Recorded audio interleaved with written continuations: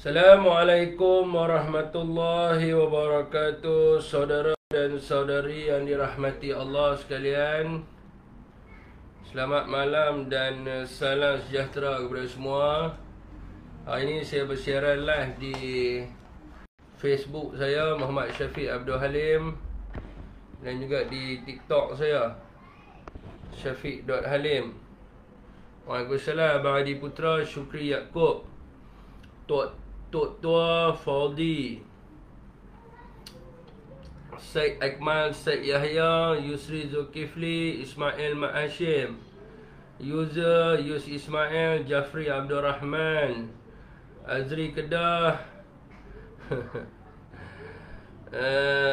Fidaus Razi, Rosli Ismail, Muhammad Arifari, Mat Cakuan Serantau, Topik KPB. Waalaikumsalam kepada sesiapa yang memberi salam. Teruskan perkongsian on Semaloi, Mak Fidaus, teruskan perkongsian di Facebook, tolong share, masih ada lagi 30 share ya.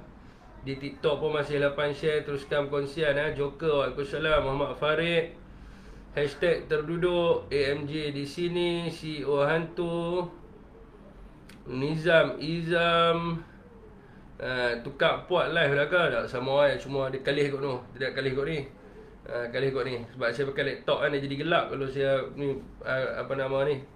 Rizwan Sulaiman, Nazam Muhammad, Bunga Ros, Waalaikumsalam, Syafiq saja. MK Stingray Isma Putra Bongsu, M Rizwan jangan menghina kerajaan. Pakai logo PDRM dahsyat, takut lah kita. Ben, Waalaikumsalam. Sabri Ibrahim, Waalaikumsalam. G5, Waalaikumsalam. Suara tak jelas. Mana mungkin suara tak jelas. Irwan Jalil, Waalaikumsalam Irwan Jalil Jadi tuan-tuan, saya dah baru buka YouTube tuan-tuan. YouTube saya Muhammad Syafiq Abdul Halim Official. Dan dekat situ live pada tengah hari lah. Di YouTube live tengah hari selepas Zuhur. Jadi minta tuan-tuan tolong share lah bagi naik sikit engagement. Tolong saya. Yahya Omar, Waalaikumsalam. Selalunya saya live lepas Zuhur di sana. Jadi semua sihat alhamdulillah. Waalaikumsalam kepada sesiapa yang memberi salam. Kita punya topik kita hari ini adalah kerajaan perlu jawab dengan fakta, bukannya auta. Related banyak isu lah tuan-tuan. Jadi banyaklah perihal kerajaan hari ini yang dipimpin oleh parti daripada Pakatan Harapan dan juga UMNO Barisan Nasional. Kalau kita tengok banyaknya auta daripada fakta yang sebenar. Adalah beberapa isu siapa dalam grup saya dah dapat lah tadi saya bagi kat mereka tentang HDB Housing Development Board, dan juga isu pelantikan Nurul Izzah dan sebagainya, dan juga isu yang kata projek anak menantu, lebih pada auta lah daripada fakta.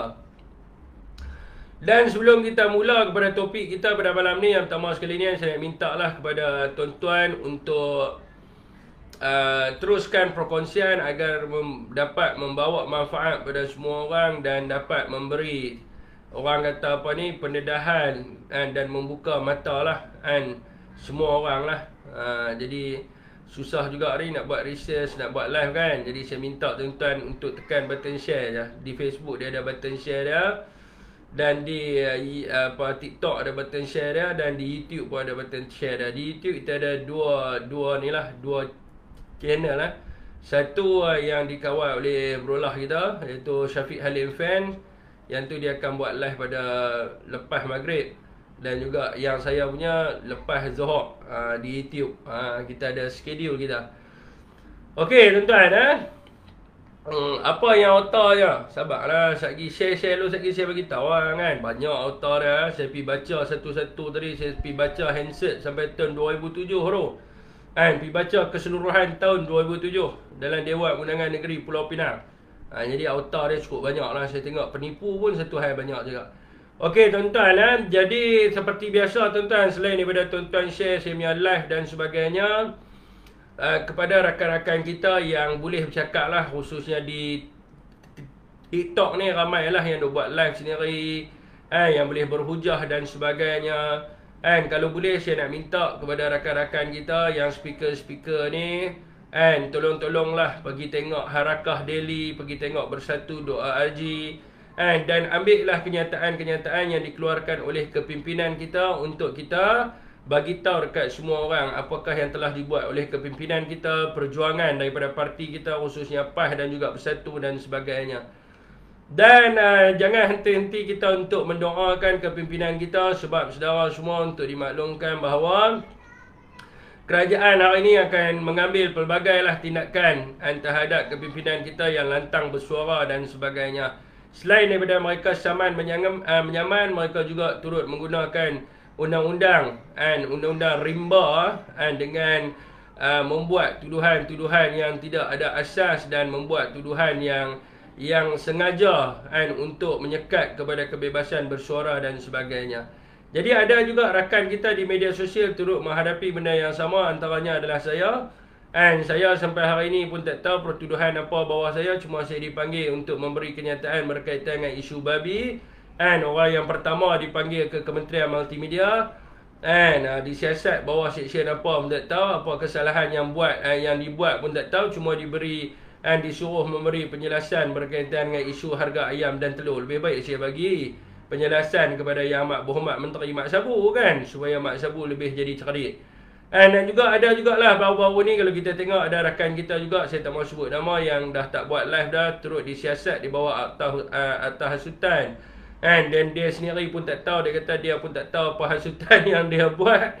Jadi bila jenayah terkelas Bukit Aman panggil, dia pun pergi lah, dia kata kan. Itulah mehnah dan tribulasi dalam perjuangan yang mana kita di sini berjuang atas landasan rakyat, kita berjuang kerana rakyat dan sebagainya.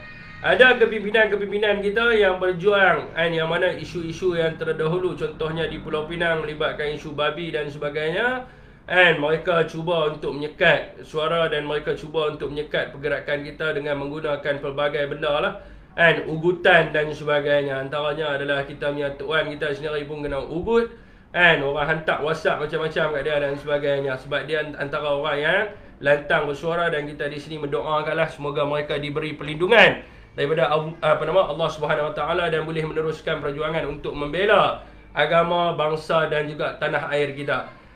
Tidak akan ada orang lain yang akan membela bangsa kita dan agama kita kecuali kita sendiri. Jadi tuan-tuan teruskanlah perkongsian. Okey tuan-tuan, kita mula pada topik kita. Baru-baru ni tuan-tuan, pasal isu Housing Development Berhad ni lah, HDB Singapura ni. Jadi bila kita timbulkan berkaitan dengan isu HDB ni, nampak kena tulis ni tuan-tuan. Oh nampak. Tuan-tuan tekan button share. Bila kita timbulkan berkaitan dengan isu HDB ni, dan kepimpinan kita telah pun membuat beberapa pendedahan berkaitan dengan isu ini, jadi saya melihat banyaklah respon yang mereka gunakan lah. Antaranya respon daripada Menteri KPKT sebelum ni, respon daripada Ngakomeng, NGO dan sebagainya. Dan saya telah mengambil semua kenyataan mereka, dan saya telah pun menganalisa, mencari, menyelidik satu baik perkataan mereka. Adakah penjelasan yang mereka bagi itu adalah benar, ataupun tidak benarlah related kepada isu ini. Jadi kalau kita tengok respon kerajaan, khususnya yang pertamanya adalah mereka cuba create naratif yang mengatakan sesiapa yang mempersoalkan berkaitan dengan HDB Singapura ini adalah perkauman. Antara orang yang kena tuduhan perkauman ini adalah Datuk Wan Saiful Wan Jan sendirilah, yang dilabel sebagai perkauman, Dr. Faiz Naaman. Lepas tu ada lagi lah kepimpinan PAS yang sentuh tentang isu HDB ni, Ummah, NGO, semua dilabel sebagai perkauman. Sebab apa? Jalan paling selamat untuk mereka menutup daripada orang terus menyoal mereka adalah dengan mereka buat kata perkauman. Lepas tu mereka buatlah macam-macam seksyen, hasutan dan sebagainya. Sedangkan kita tidak cenderung pun untuk kepada isu perkauman ataupun mempertikaikan berkaitan dengan isu kaum dan sebagainya, tapi kita mempertikaikan HDB di Singapura yang tidak ada kaitan langsung dengan mana-mana kaum dan sebagainya, tetapi ada kaitan dia dengan kedaulatan negara. Dan yang keduanya, of course lah, mereka akan menyalahkan kerajaan yang terdahulu. Sebab kerajaan hari ini, tuan-tuan, kerja mereka adalah bila kita mempersoalkan, mereka akan cakap, oh ni kesilapan kerajaan dulu. Daripada tahun 70 dan sebagainya, 71 dan sebagainya, saya pun pergi baca lah handset. Pernah tahun 2007. Dia kata 2007 dan sebagainya, kesilapan kerajaan yang terdahulu. So bila mereka kritik dulu, bila mereka jadi kerajaan, mereka tak boleh buat. Mereka tidak boleh buat. Alasan mereka bagi, ni adalah kesilapan dulu. Itu antara naratif-naratif yang mereka bawa lah. Jadi tuan-tuan, apabila kita mendedahkan berkaitan dengan isu HDB ni, sebenarnya kita merujuk kepada kenyataan asal daripada menteri di Kementerian Perumahan dan Kerajaan Tempatan. Kita merujuk kepada kenyataan asal dia yang menyebut, ni saya ulang balik tuan-tuan, di dalam agenda awal ni bertarikh 23 hari bulan 1 tahun 2020, 18 hari bulan 1 tahun 2023, yang menyebut bahawa kerajaan Singapura telah pun meluluskan kebenaran untuk HDB Singapura, Housing Development Board, masuk ke dalam Kementerian Perumahan dan Kerajaan Tempatan. Beliau sendiri mengatakan sedemikian. Sebab itulah kita mempersoalkan, kepimpinan kita mensoalkan daripada sudut kedaulatan dan sebagainya. Lepas tu dia bagi alasan, dia kata, kita ni sengaja mereka-reka cerita dan sebagainya. Jadi tuan-tuan, selepas itu, selepas dikritik dan sebagainya, maka pada 26 hari bulan 1 tahun 2023, Menteri menukar kenyataan. Kalau benda tu tak salah, kalau apa yang kita cakap tu tak betul, sebab apa dia tukar kenyataan? Sebelum ni dia kata dia nak bawa masuk HDB Singapura dalam kementerian. Lepas tu dia tukar kenyataan dengan mengatakan bahawa, HDB Singapura ini dijemput oleh kementerian untuk memberi satu seminar dan bengkel di dalam negara kita. Jadi tuan-tuan, bila dia menukar kenyataan, di sini kita nampak bahawa ada something yang tak kena. Sebab itu kita terus mempersoalkan. Bila kita mempersoalkan, dia ugut kita pada tarikh yang sama. Kepada sesiapa yang mempersoalkan tentang HDB ini, akan diambilnya tindakan undang-undang. Sama ada SKMM, PDRM dan sebagainya. Kerana menghasut dan sebagainya. Jadi yang mereka ini menipu kepada rakyat, yang ni bila kita buat report, tidak ada tindakan yang diambil. Penipuan demi penipuan menunjukkan bahawa DAP melalui menterinya sekarang ini mempunyai agenda yang tersembunyi. Sebab apa? Orang yang dalam perasaan ketakutan ini, selalunya mereka akan menukar-nukar kenyataan mereka, dan mereka selalu berbohong-bohong dalam melakukan sesuatu perkara. Begitu jugalah apabila mereka mengarahkan Exco Negeri Pulau Pinang memberi respon kepada Datuk Wan Saiful Wan Jan yang mengatakan tuduhan Datuk Wan Saiful yang mengatakan di Pulau Pinang apabila digunakan sistem HDB dan HKSA ni, tanah-tanah milik Melayu dan Bumi Putra ni terhakis dan sebagainya. So, Exco Pulau Pinang yang bernama Jack Dick Deal, dia telah pun menjawab di dalam paper semalam. Dia kata struktur negeri telah digubal pada tahun 2007. Ini yang saya sebut dia tu, 2007 tu.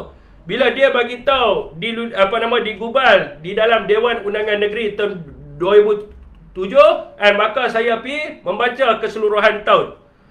Dan dia mengatakan itu telah dilakukan oleh Parti Gerakan melalui Barisan Nasional semasa dipimpin oleh Ho Sukun, dengan menetapkan rumah yang kos rendah adalah 55% untuk Melayu dan juga Bumi Putra, 30% untuk Cina dan 15% untuk India. Dan kemudiannya dia menjawab, dia kata rumah LMC, low medium cost house ni, 35% untuk Bumiputra, 50% untuk China dan juga 15% untuk India. Dan dia katakan dasar ini telah dibuat sebelum ini.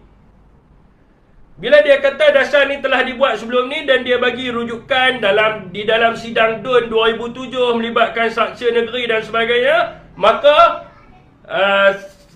saya pun pergi merujuk dan orang kata apa dekat handset tersebut. Dan bila saya memeriksa fakta-fakta yang diberikan oleh Exco daripada DAP ni, yang mana dia jumpa lah apa yang dia sebut ni di dalam sidang DUN bertarikh, yang ni semua orang boleh pergi check, ni saya nak bagi fact ni, and semua orang boleh pergi tengok. And sidang DUN bertarikh 21 hari bulan Mei tahun 2007 dan juga 19 November and pada tahun 2007 tuan-tuan. So bila saudara semua pergi rujuk dekat handset tersebut, ini menunjukkan fakta yang diberikan oleh DAP ni langsung tak benar. Dan mereka memanipulasikan fact tersebut untuk melakukan propaganda lah, and untuk menutup kesalahan yang mereka telah buat. Yang sebenarnya tuan-tuan, bila tuan-tuan membaca dalam handset tersebut berkaitan dengan dasar perumahan kerajaan negeri Pulau Pinang 2007, dekat situ menunjukkan dasar perumahan ditetapkan oleh kerajaan negeri, bukan ditetapkan oleh kerajaan persekutuan. Ini yang pertamanya. So ini disebut oleh ketua menteri waktu itu. Dan yang lebih bestnya, yang dia bagi itu angka-angka 50%, 35% ni semua menipu saja. Yang sebenarnya apabila soalan ditanya oleh ketua menteri, iaitu Ho Sukun waktu itu berkaitan dengan kota perumahan, jawapan yang dia bagi adalah kota perumahan pemaju swasta. Kerajaan Pulau Pinang menetapkan minimum 30% untuk Bumiputra dengan 5% diskaun untuk harga penjualan. And so ini adalah bagi kos yang medium dengan high cost.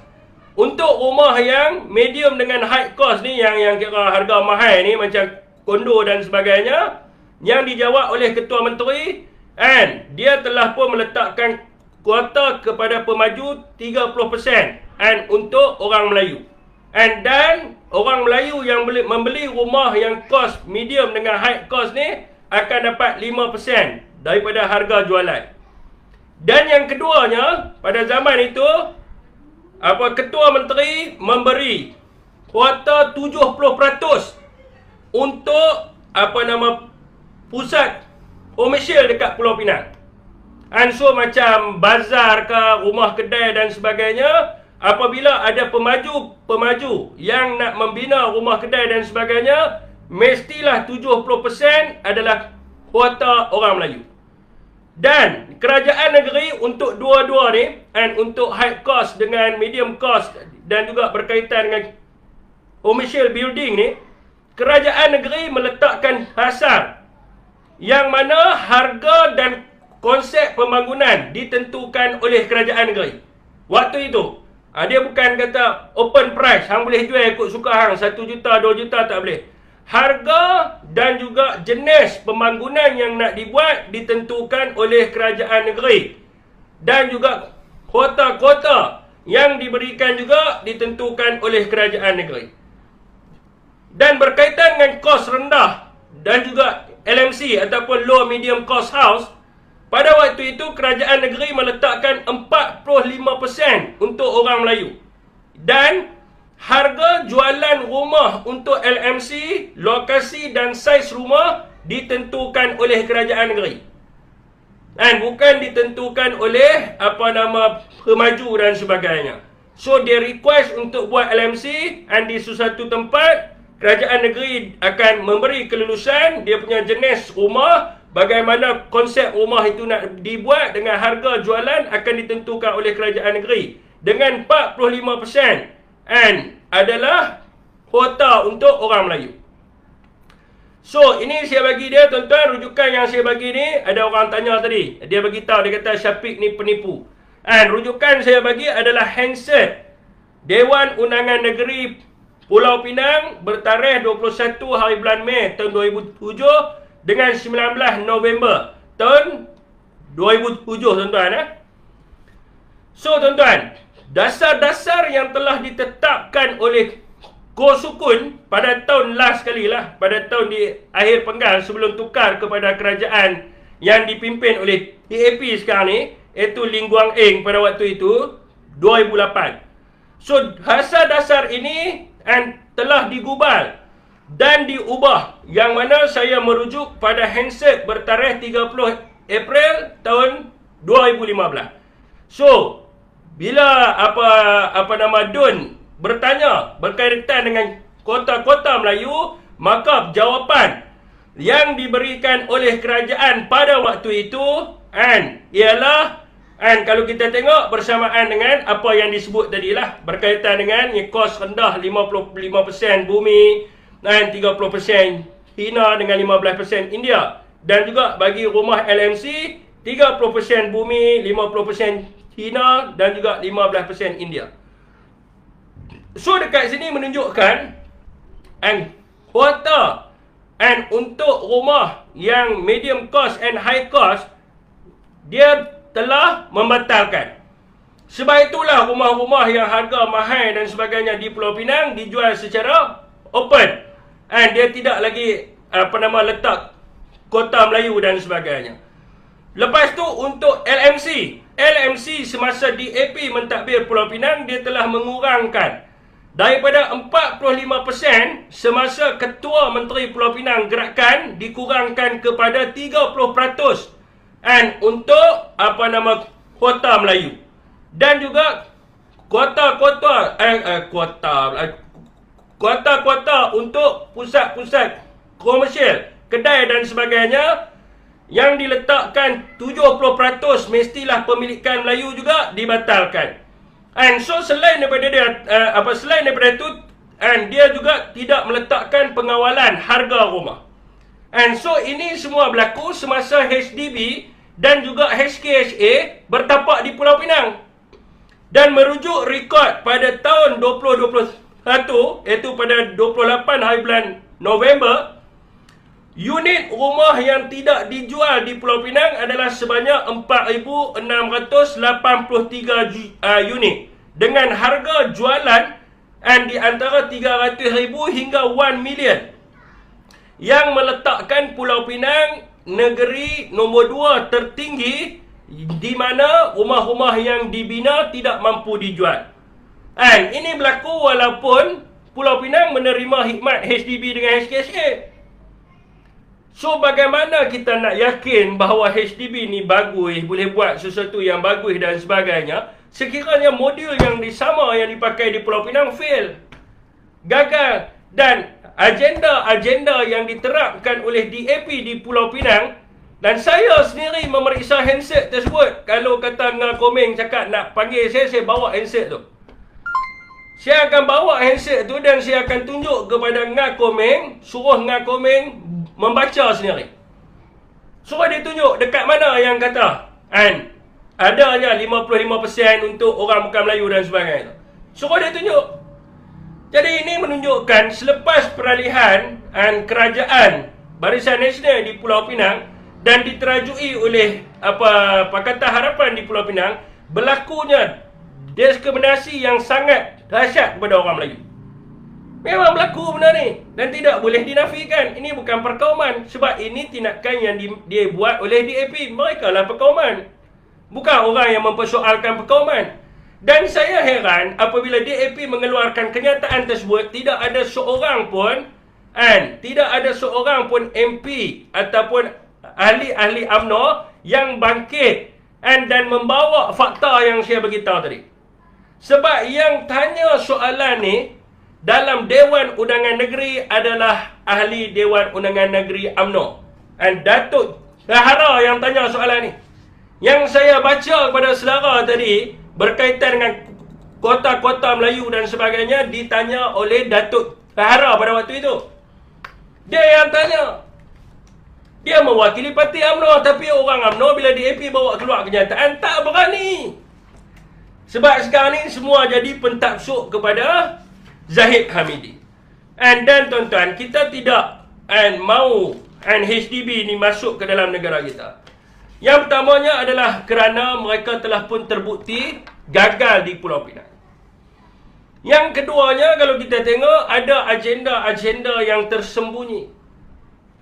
Yang mana hari ini ada syarikat-syarikat daripada negara kita sendiri pun yang mampu untuk menyediakan rumah mampu bilik pada zaman Tan Sri Muhyiddin sendiri. Kalau kita tengok, yang kerajaan hari ini menyerahkan kunci dan sebagainya rumah yang telah dibina pada zaman Tan Sri Muhyiddin. Dan hari ini orang Pakatan Harapan kata, oh bagus dengan Komeng serah kunci rumah ni. Mana boleh jadi menteri sebulan rumah dah siap naik dah. Of course lah rumah tu telah dibuat sepanjang zaman Tan Sri menjadi kerajaan.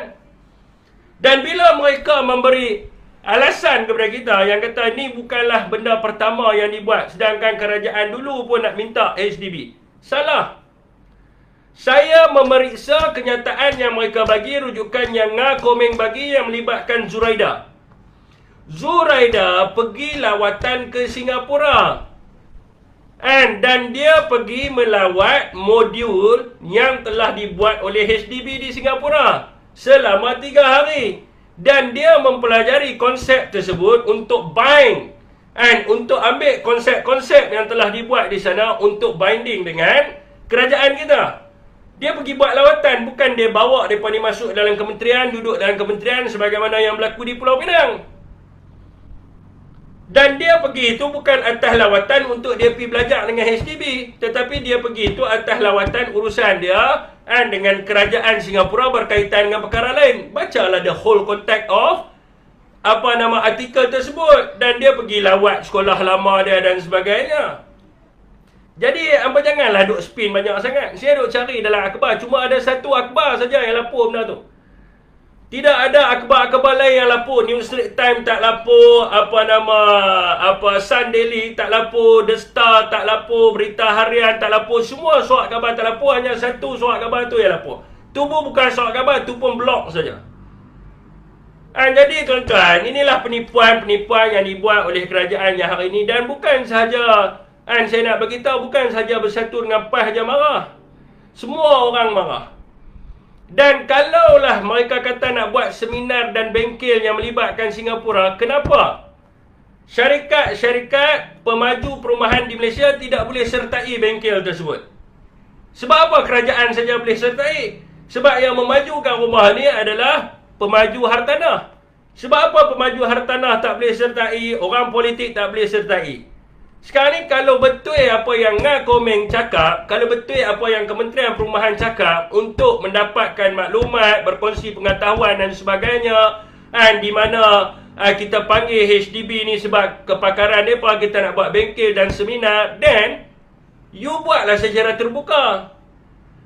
Bagilah pemaju hartanah tempatan dan juga orang politik di sebelah perbankan untuk sertai sama. Barulah kita boleh dengar apa sebenarnya yang HDB nak bagi, apa sebenarnya yang kerajaan nak buat dengan HDB dan sebagainya. Tapi dia buat secara close dan sampai hari ini dia tak bagi tahu seminar tu berapa hari, seminar apa yang nak dibuat, modul apa khusus yang nak dibuat dan sebagainya. Adakah seminar kepada penjawat awam di kementerian, seminar apa yang dia nak buat. Tapi yang kita tahu akan masuk kepada kementerian, merujuk kepada kenyataan yang dikeluarkan oleh Komeng itu sendiri. Okey tuan-tuan,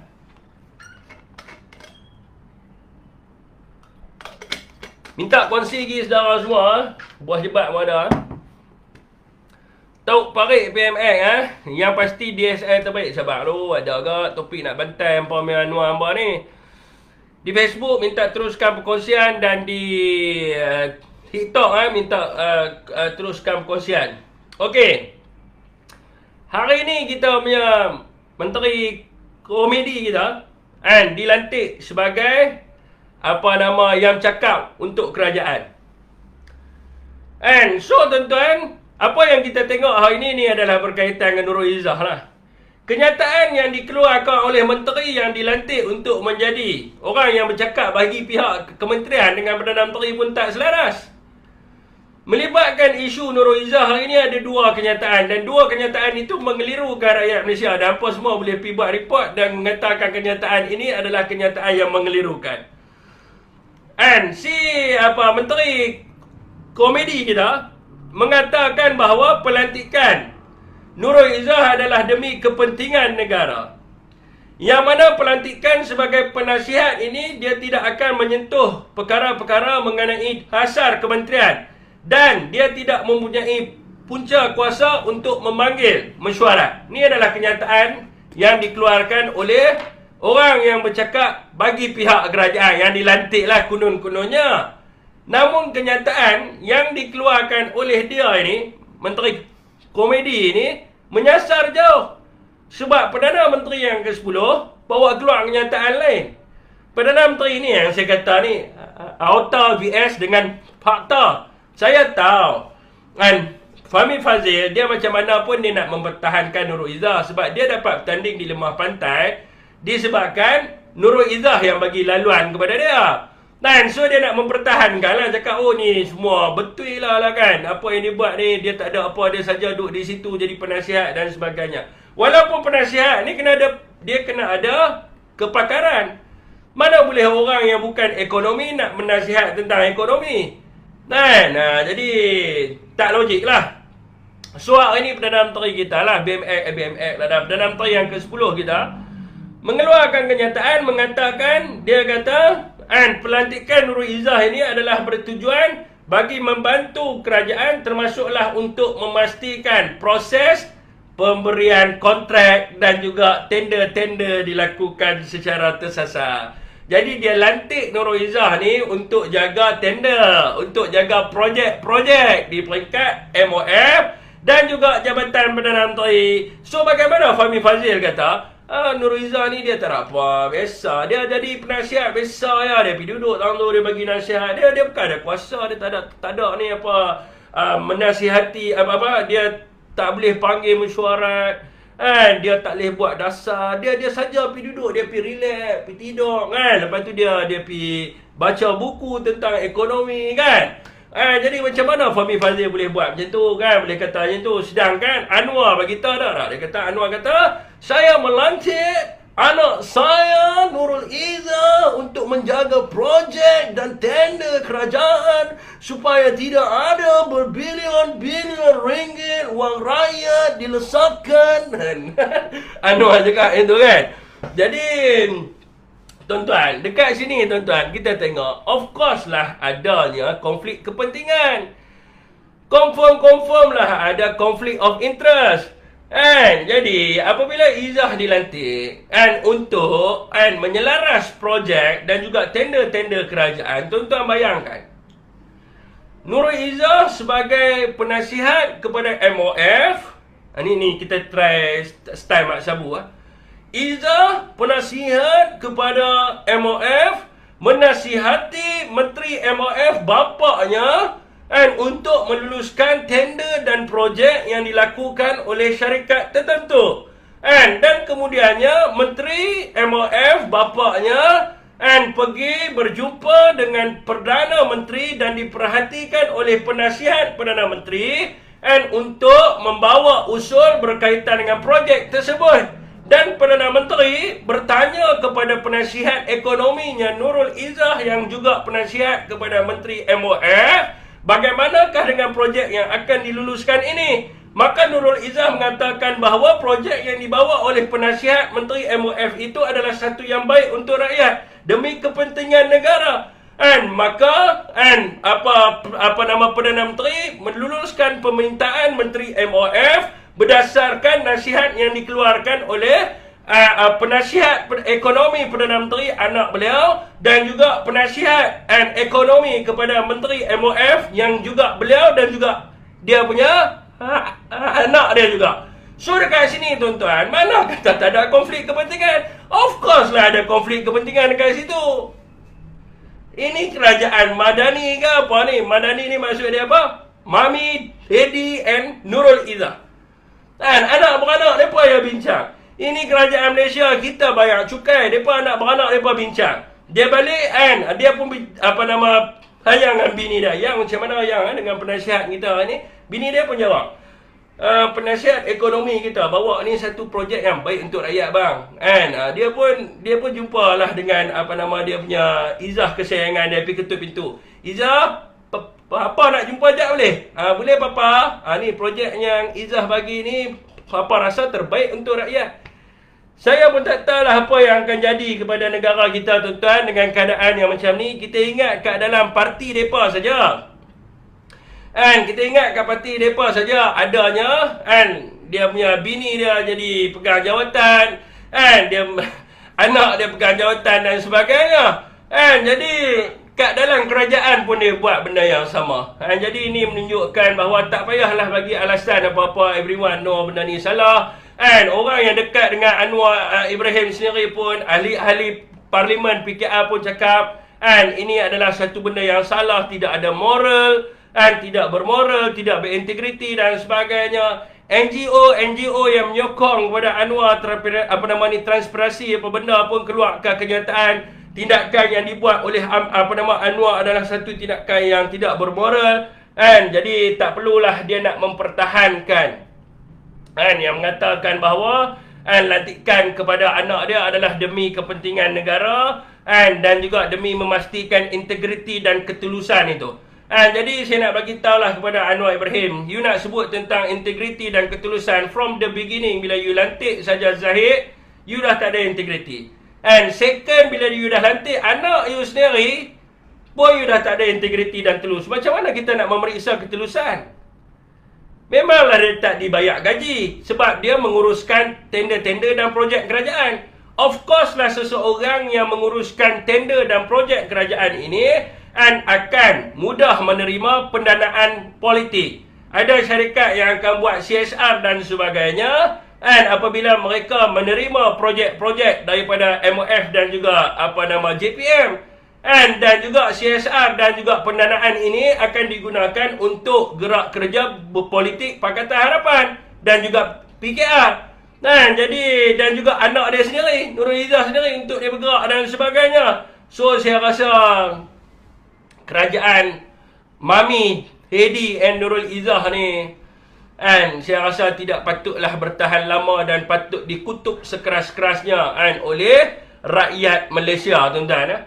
Perlu dikutuk sekeras-kerasnya. Hari ni artis pun keluar lagu omong kosong. Memanglah macam ni lah. Dan dulu dia cakap macam-macam. Adalah orang daripada Pakatan Harapan.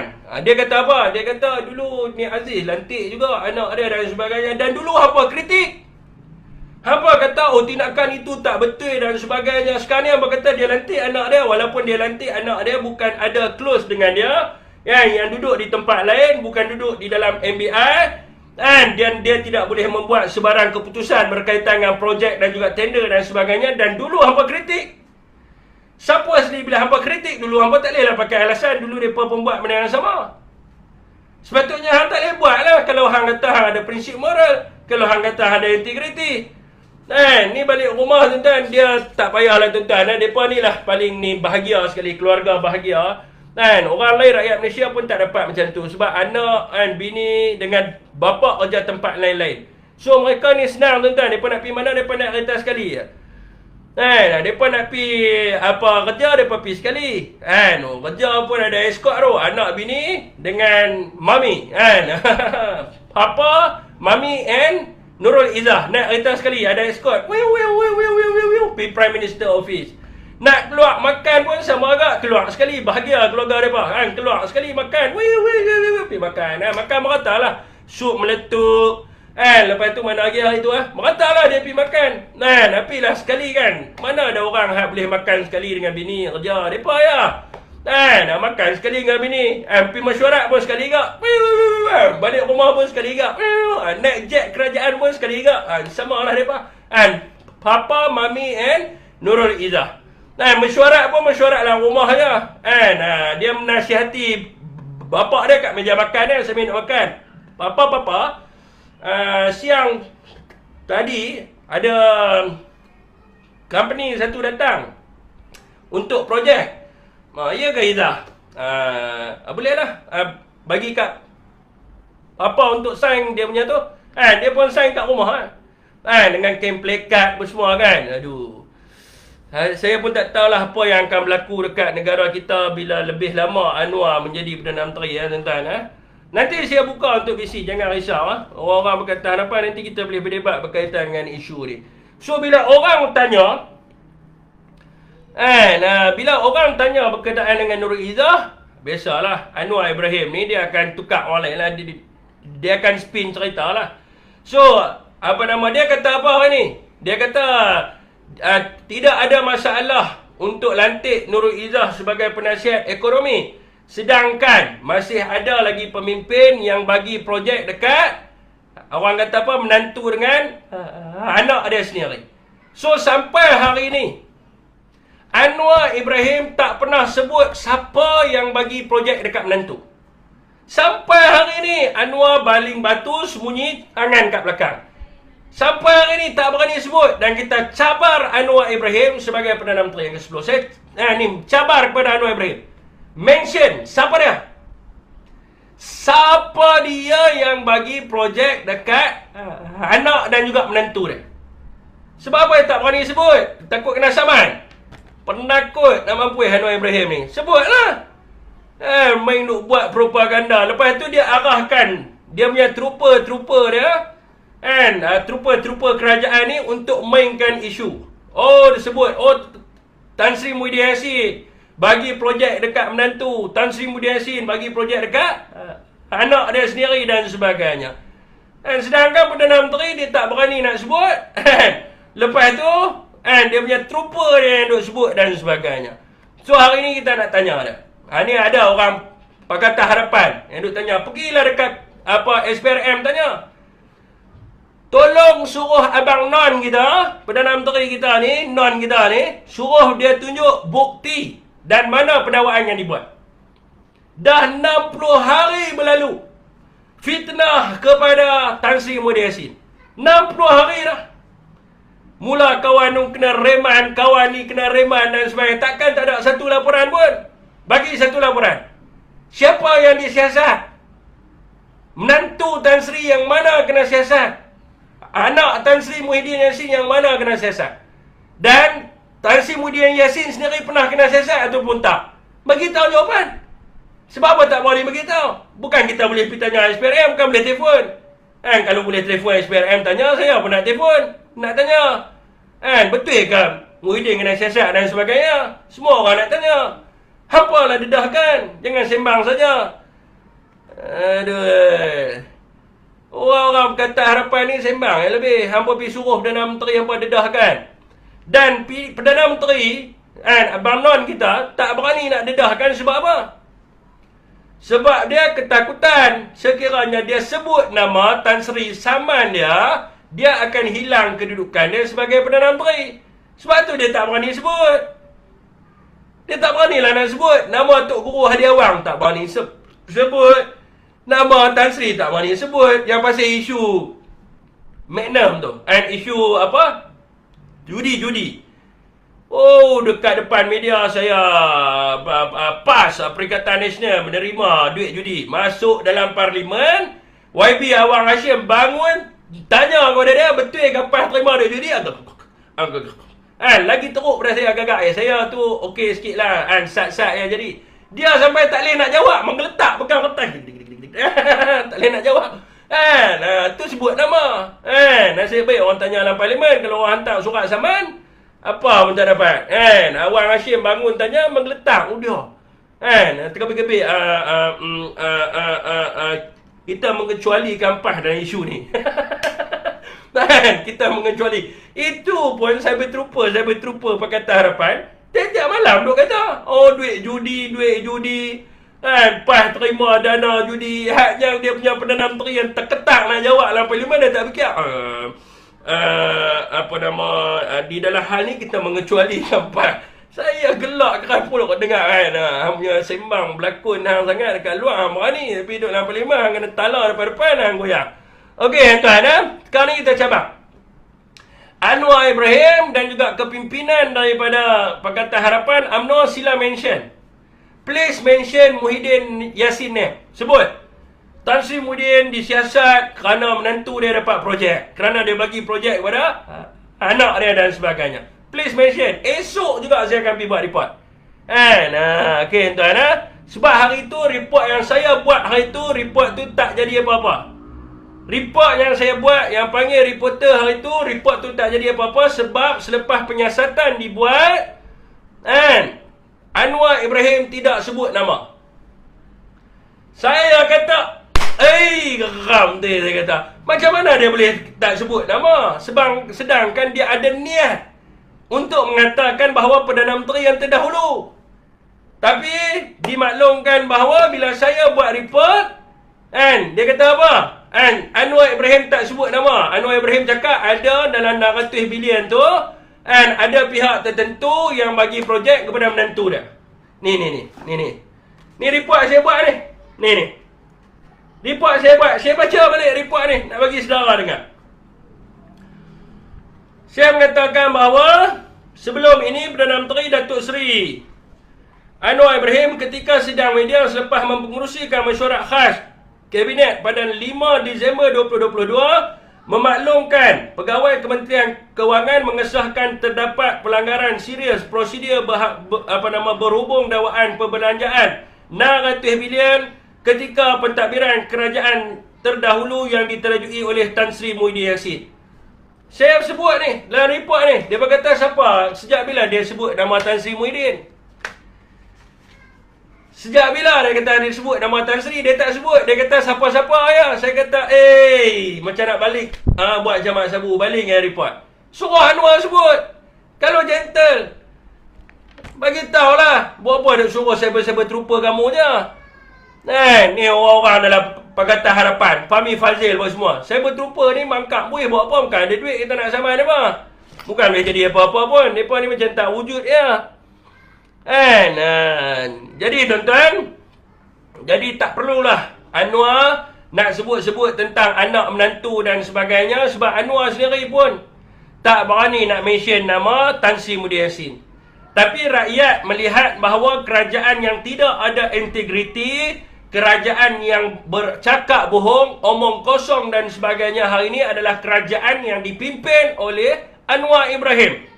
Yang mana kerajaan hari ini hanya mementingkan jawatan sahaja, melantik anak sendiri ke dalam jabatan Perdana Menteri, memberi kebenaran, memberi punca kuasa kepada anak sendiri untuk mengawal projek dan juga tender-tender kerajaan, melindungi perasuah-perasuah dan juga pesalahguna kuasa yang diberi jawatan. Sebagai contoh di sebelah dia sendiri Zahid Hamidi yang sedang didakwa dengan 87 penakwaan di mahkamah dan ramai lagi yang duduk dalam kerajaan hari ini terlibat dengan rasuah dan salah guna kuasa. Malah Anwar tak berani sebut pun tentang kapal LCS, pasal YMDB, SRC International ni. Dengar Najib pun mereka nak lepaskan.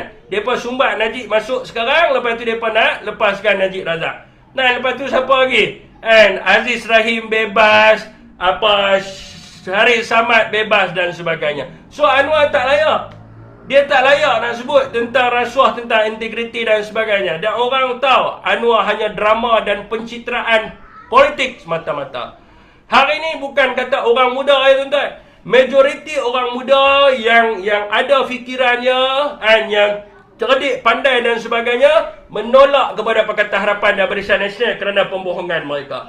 Kalau tuan-tuan boleh tengok hari ini keluar lagu. Ada artis pula yang nyanyikan lagu omong kosong. Dalam klip lagu tu ada sebut tentang nak jaga kesusahan rakyat. Kesusahan rakyat adalah kesusahan mereka juga dan sebagainya.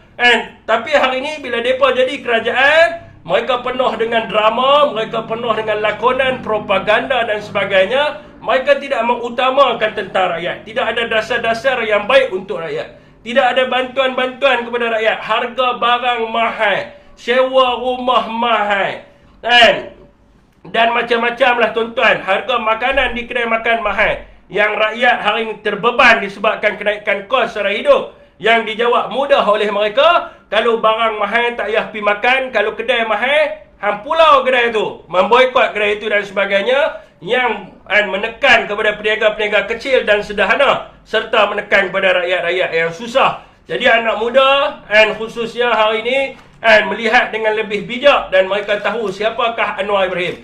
Jadi ada hikmah di sebaliknya kenapa Anwar dilantik sebagai Perdana Menteri yang ke-10. Okey tuan-tuan, teruang di Pulau Pinang lagi. Okey.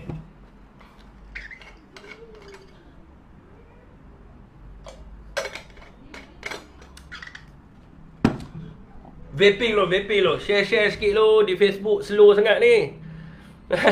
Slow sangat ni di Facebook cik.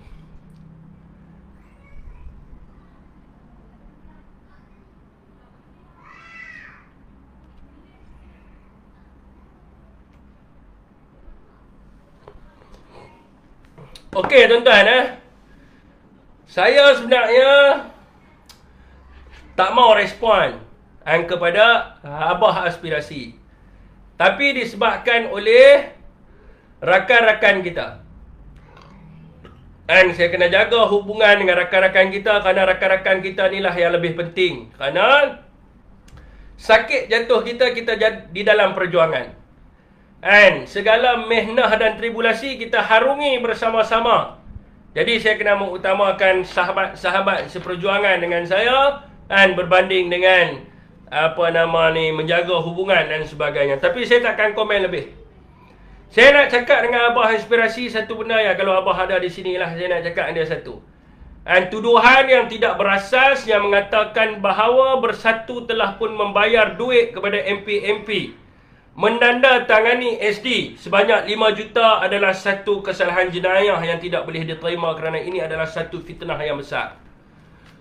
Kepada rakyat-rakyat semua, saya nak beritahu kepada tuan-tuan, hari ini, tarikh ini, waktu ini, satu-satunya parti yang mendedahkan maklumat audit akaun bermula 2020 sehingga 2021 kepada umum hanyalah Parti Peribumi Bersatu Malaysia.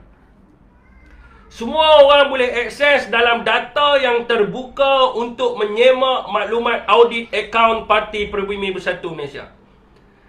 Dan sepanjang Bersatu ditubuhkan, Bersatu tidak pernah menerima sebarang dana yang dikatakan berjumlah 4 bilion ringgit yang masuk dalam akaun Bersatu.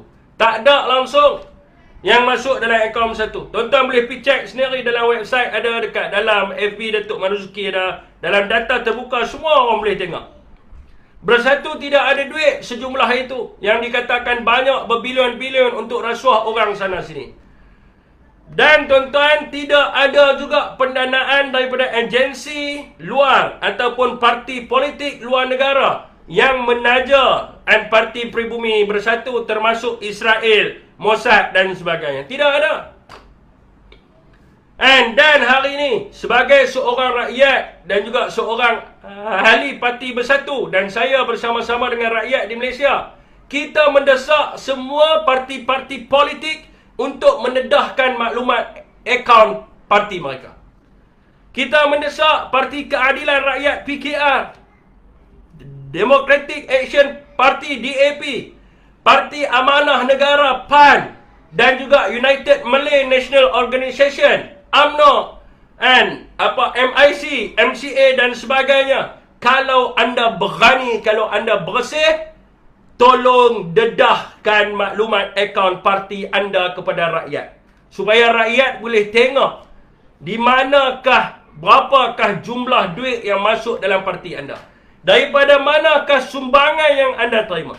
Kami mencabar kalau Anwar Ibrahim adalah seorang lelaki yang sejati, seorang pemimpin yang betul-betul tulus dan ikhlas. Tolong keluarkan maklumat akaun Parti Keadilan Rakyat PKR, dedahkan kepada umum. Kita cabar Anthony Loke yang dikatakan seorang yang berintegriti, tulus, berjiwa rakyat dan sebagainya. Keluarkan akaun laporan audit akaun Democratic Action Party secara umum untuk ditontoni oleh masyarakat di Malaysia. Kita cabar Mak Sabu yang cakap pandai, campak mic sana sini. tolong keluarkan audit parti amanah negara dan tunjuk kepada rakyat semua ke mana duit kamu dan sebagainya. Kita mencabar Zahid Hamidi, United Malay National Organisation, untuk mendedahkan audit mereka. Sebab audit yang boleh dilihat secara umum adalah audit UMNO yang didedahkan sehingga tahun 2018, yang mana jumlah di dalam akaun UMNO pada ketika itu adalah sebanyak 192 juta ringgit, tidak termasuk aset-aset yang dimiliki oleh UMNO. Adakah berani parti-parti ini untuk menyahut cabaran rakyat, untuk mereka mendedahkan kepada rakyat? Bagi-bagi tahu dekat Iswadi Morni, bagi-bagi tahu dekat Lokman Adam sana. Jangan tuduh bersatu sebab bersatu berani. Kita tunjuk audit kita. Anwar cakap saja berbilion-bilion dan sebagainya. Kita nak tengok. Okey tuan-tuan, setuju PH berani kan? PH mana berani, sembang yang lebih. Macam Anwar lah kan, sembang saja, buat tak berani. Okey tuan-tuan, okey saya rasa sahabat-sahabat di Facebook cukup dah setakat ni saja untuk malam ni. Terima kasih kepada sesiapa yang share. Yang belum follow lagi sila follow tuan-tuan. Setakat tu saja untuk malam ni. Kalau yang saya cakap tersalah cakap tu, saya mohon maaf. Yang baik tu datang daripada Allah SWT, yang buruk tu datang daripada saya sendiri. Wabillahi taufiq wa hidayah. Wassalamualaikum warahmatullahi wabarakatuh.